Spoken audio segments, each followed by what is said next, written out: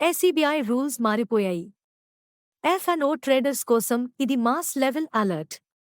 ఎస్ఈబీఐ కొత్త నియమాలు తీసుకొచ్చింది ఫ్యూచర్స్ అండ్ ఆప్షన్స్ సెగ్మెంట్కి. అక్టోబర్ 1, 2025 నుంచి అమల్లోకి రానున్నాయి. ఒక్కో స్టాక్పై ఇండివిడ్యువల్స్కి 10% ఎండబ్ల్యూపీఎల్ వరకే అనుమతి. ప్రాప్ బ్రోకర్స్కి 20%, ఎఫ్పిఐస్ అండ్ బ్రోకర్స్ కలిపి 30% వరకే.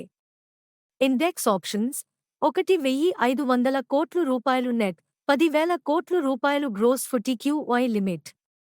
Index futures max 15% of OI లేదా 7,500 కోట్ల రూపాయలు వరకే. ఓల్ నోషనల్ OI కాదు. ఇకపై FTQ మెథడ్ అంటే డెల్టా ఆధారంగా రిస్క్ను లెక్కించటం. ఇది ఎఫ్ఎన్ఓ బ్యాన్ని తగ్గించడానికి పెద్ద మార్గం. ఇప్పటి నుంచి ఎండబ్ల్యూపీఎల్ ఫ్రీ ఫ్లోట్ 15% లేదా డెలివరీ వాల్యూమ్ x65 వీటిలో తక్కువదాన్ని తీసుకుంటారు. ఒక్క స్టాక్పై OI ఎక్కువైతే వెంటనే ఫ్లాగ్ చేస్తారు. బ్యాన్లోకి వచ్చిన స్టాక్ అయితే పొజిషన్ తగ్గించాల్సిందే, పెంచడం నిషేధం.